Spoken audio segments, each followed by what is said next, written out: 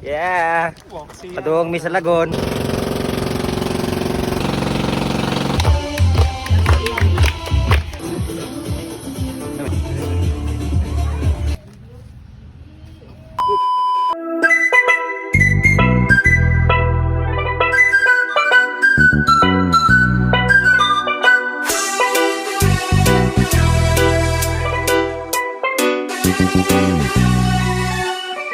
Una sa tanan kining kanta para sa isla nga atong natawhan nindot pa jud sukad sa una.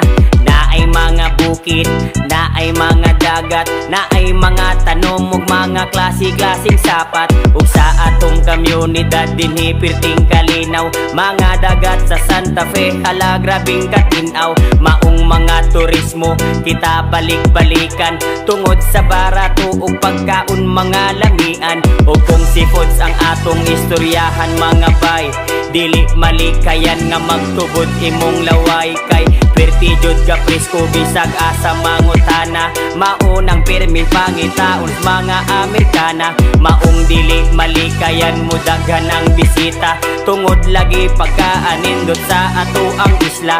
Silang tanan nangandoy nga makaanhina, unsa pa may dugayon mga bay. Ali na tagabantayan, tagabantayan, bisag unsa nga pagsuway dili madutlan. Tagabantayan, tagabantayan, bisag unsa pa kalisod dili mo undang. Tagabantayan, tagabantayan, bisag unsa nga pagsuway dili madutlan. Tagabantayan, tagabantayan, bisag unsa pa kalisod dili mo undang. Og kini ang atong plaza, perting pagkaanindot, landong fresko nga hangin, tanom nakapalibot. Dinhi sa Madre Dios, nindot ang Kota Park, nindot nganhi ang view, og pwede pa jud mo park. O kung ganahan mo maglingaw-lingaw og mag-chill, adto na ta sa likido diya sa MG Square.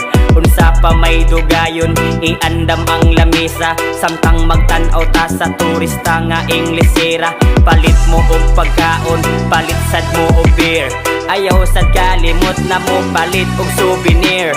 Maglipay-lipay ta, maglingaw-lingaw ta, kalimtan sana to ang ato ang mga problema. O ang mga karsada grabe kaayo kalimpyo, og inig gabi ihastang pawa jud kaayo.